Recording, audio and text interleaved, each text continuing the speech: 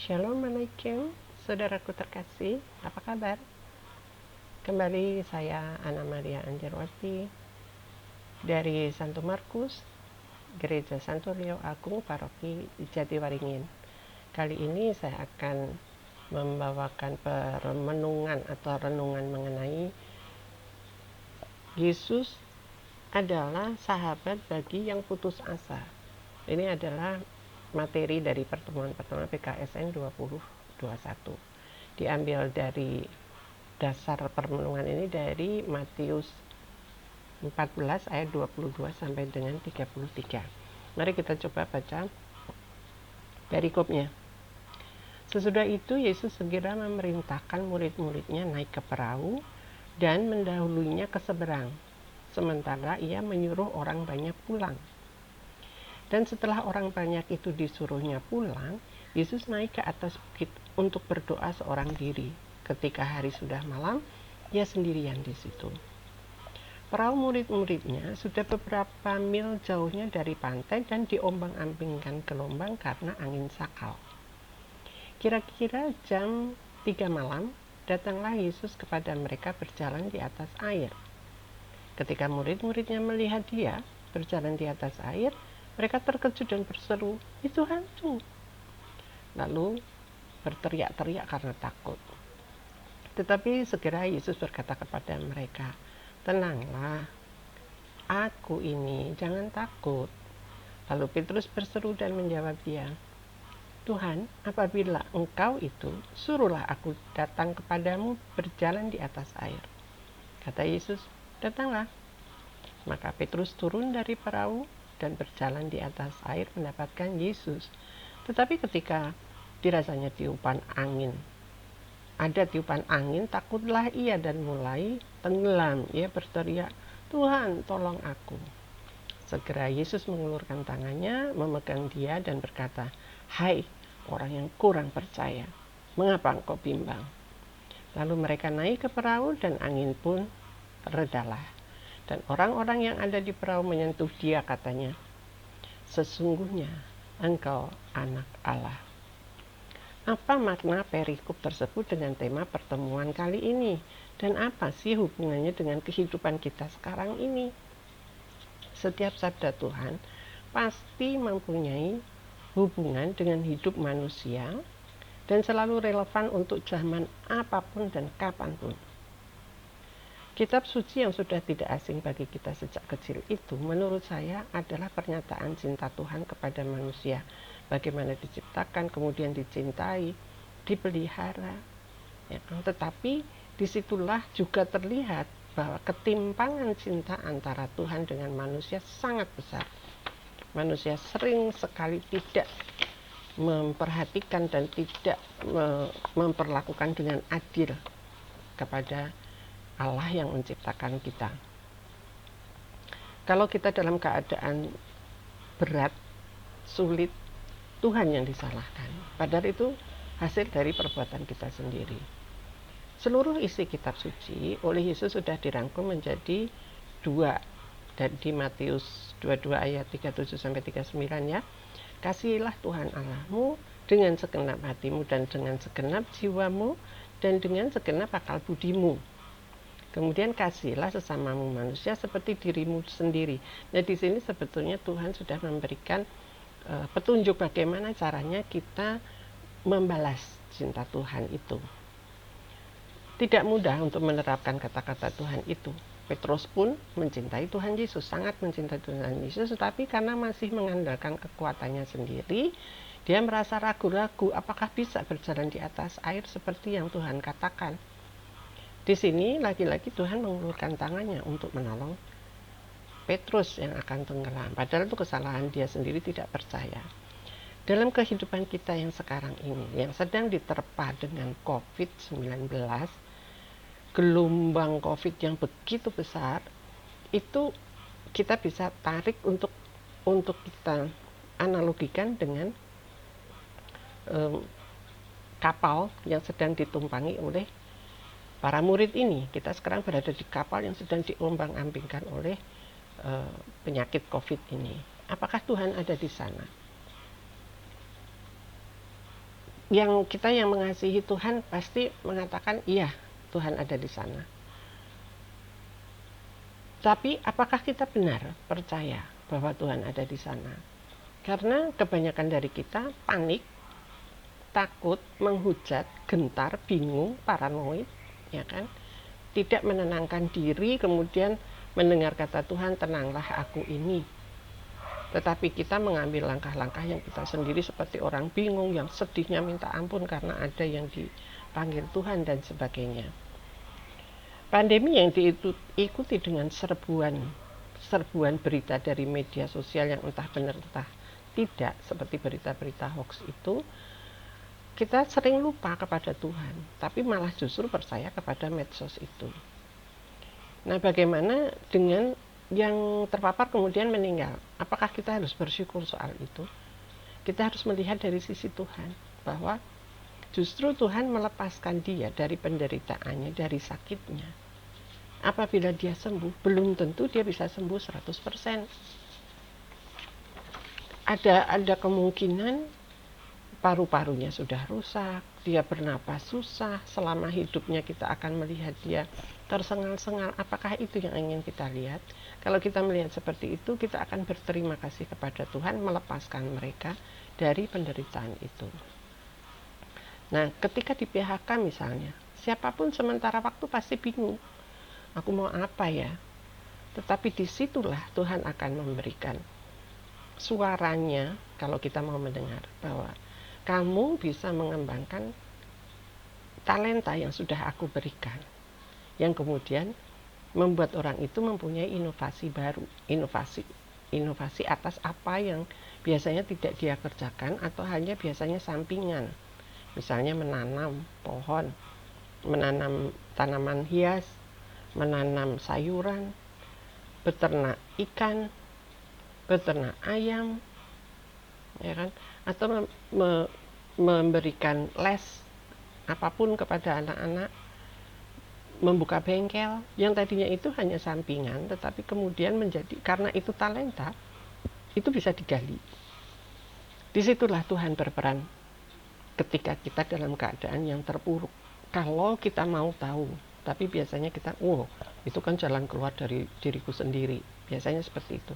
Padahal sebetulnya itu adalah jalan keluar dari Tuhan. Tuhan selalu memberikan itu. Nah, sekarang mari kita lihat dari positif dari pandemi ini, situasi dan kondisi dari pandemi ini. Sebetulnya Tuhan ingin mengembalikan kasih sayang keluarga yang selama ini sering kita lupakan. Orang tua ngantor pagi, nggak ketemu anaknya, anak-anak sekolah, ya kan? Nah, orang tua biasanya menyerahkan begitu saja kepada sekolah, tidak memperhatikan IQ-nya anak itu sampai di mana. Biasanya IQ ini yang dikejar, biar pinter gitu. Tapi tidak memperhatikan seimbangkah itu dengan EQ, emotional quotient-nya. Tidak diperhatikan itu. Kemudian SQ-nya, spiritual quotient-nya itu seiring nggak dengan usianya. Dan satu lagi yaitu AQ, adversity quotient, yaitu bagaimana seseorang menerima situasi dan kondisi yang tidak bagus atau kesulitan bukan untuk menjadi putus asa, tetapi untuk dicarikan jalan keluarnya. Nah, itu adversity. Itu yang biasanya tidak diperhatikan oleh orang tua, serahkan aja sama sekolah atau kepada babysitter gitu. Kemudian Tuhan juga ingin kita, kasih sayang kita itu makin erat, pergi ke gereja bersama. Pergi sekarang ini dalam tanda kutip, artinya kita bersama-sama menghadap Tuhan, menerima berkat, ya kan? Terus kemudian memandang sakramen Maha Kudus, bagaimana merasakan kehadiran Tuhan itu tanpa kita menerima tubuh dan darahnya secara fisik. Ya, kemudian Tuhan juga ingin memelihara lingkungan hidupnya. Lingkungan yang tadinya dibuat olehnya itu begitu baiknya, seperti di Kejadian 2 ayat 15. Tuhan Allah mengambil manusia itu dan menempatkan dalam Taman Eden untuk mengusahakan dan memelihara taman itu, bukan merusaknya seperti kita sekarang.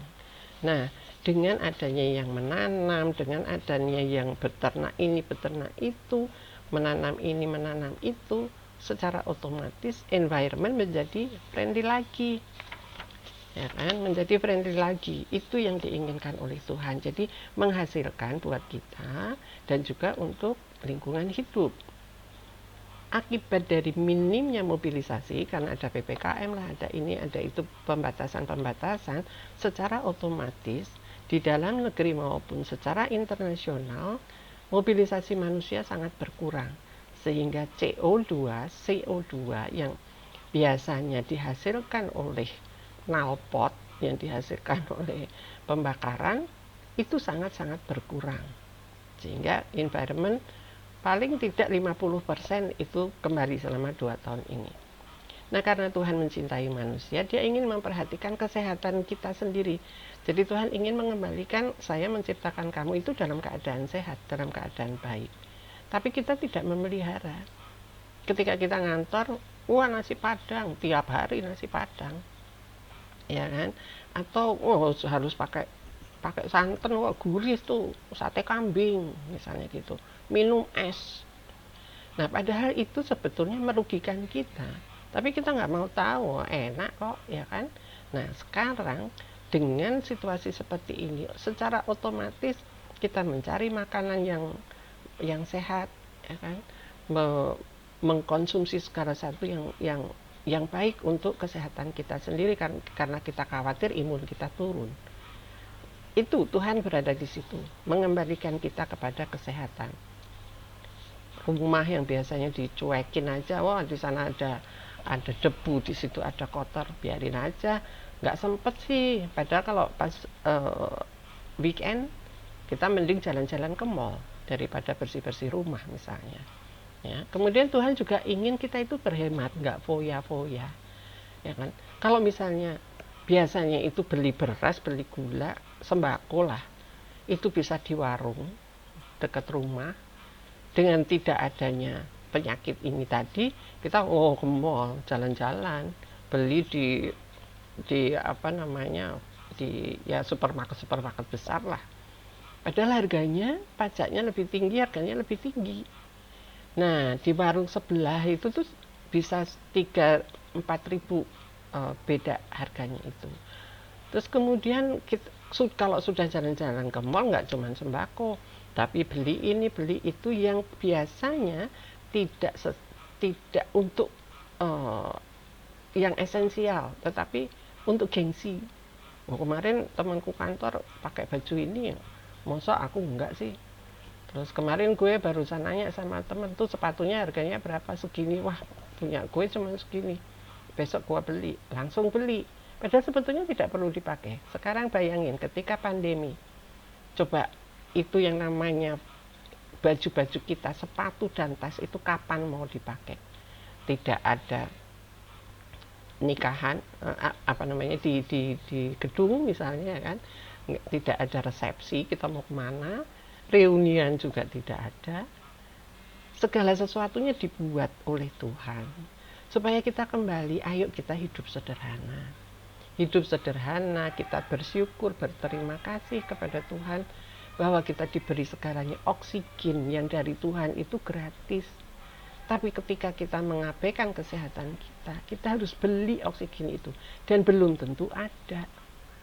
Ya, maka disitulah sebetulnya Tuhan itu ada, hanya kita kadang tidak aware, tidak menyadari hal itu, bahwa Tuhan itu ada. Nah, sekarang seperti halnya pertemuan-pertemuan yang sebetulnya nggak penting-penting amat, tapi biasanya, ayo kita ketemu di mana, kita ketemu di mana. Padahal itu sudah mengeluarkan bahan bakar, biaya tol, ya kan, terus biaya listrik di tempatnya. Misalnya kita pertemuan di sebuah gedung, itu listrik harus dibayar, air harus dibayar, segala macam yang sebetulnya tidak perlu dan menyebabkan biaya hidup kita besar itu. Itulah yang menyebabkan kita menjadi kecewa kok situasi dan kondisi seperti ini. Padahal sebetulnya kalau kita mau lihat out of the box, kita melihat dari sisi Tuhan, Tuhan ingin kita hidup sederhana. Ya, apa yang ada, hidup cukup, bukan hidup berlebihan. Oke? Tuhan yang apa namanya, Tuhan ingin hubungan manusia dengan dia itu lebih intens. Bayangin aja, sebelum ada pandemi tidak ada misa harian streaming atau pendalaman iman, terus kemudian menggali sejarah gereja dan sebagainya itu di YouTube. Jarang sekali kalau kita tidak mencari. Sekarang notifikasi semuanya ada. Mau gereja jam berapa? Pagi hari, siang hari, sore hari. Dan ada banyak doa-doa difusi yang bisa kita kerjakan bersama, yang semuanya sudah ada di YouTube. Itu luar biasa sekali.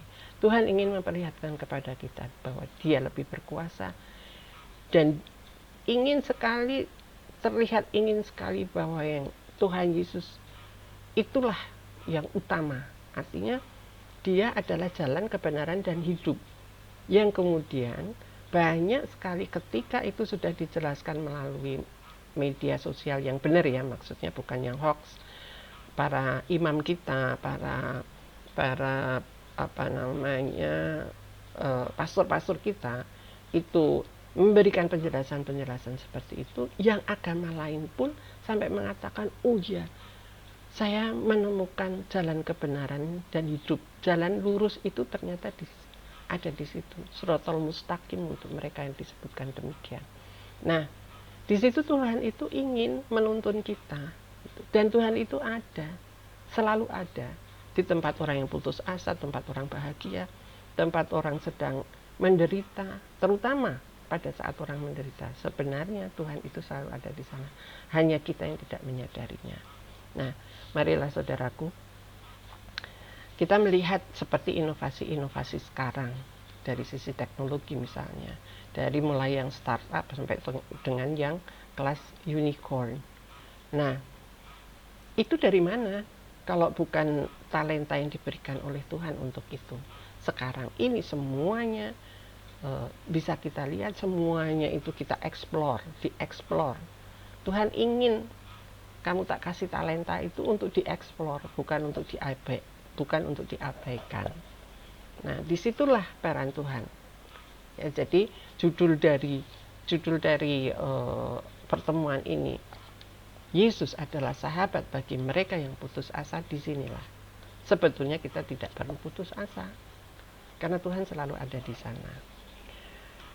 Masih kurangkah bukti bahwa Yesus adalah sahabat kita? Sahabat bagi mereka yang putus asa.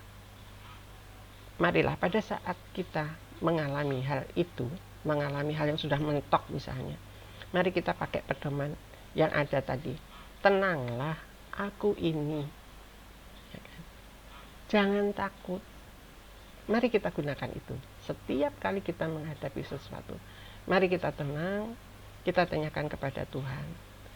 Doa kita pasti akan dikabulkan apabila kita berkontribusi.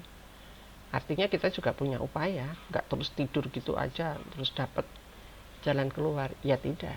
Tetapi bagaimana kita menggunakan talenta kita berusaha untuk tetap survive dengan pertolongan dari Tuhan dan berkat dari Tuhan.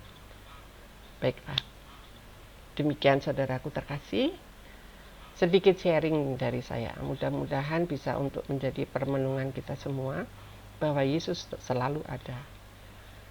Semoga berguna untuk permenungan ini. Semoga kita semua juga menyadari bahwa Yesus ada di dalam diri kita dan diri kita ini ada di dalam Dia. Selalu beliau mengatakan seperti itu. Jadi mari kita sadari hal itu sehingga kita hidup lebih baik, sehingga kita lebih nyaman, sehingga kita lebih dekat kepada Tuhan Yesus, kita lebih dekat kepada Allah Tritunggal yang Maha Kudus, ya kan? Dan hidup kita akan lebih nyaman, akan lebih tenang. Marilah saudaraku, kita pergunakan sebagai pedoman, tenanglah aku ini, jangan takut. Percayalah, Immanuel, Tuhan selalu beserta kita sekarang dan selama-lamanya. Amin. Et maiorem Dei gloriam, fiat voluntas tua. Sampai jumpa.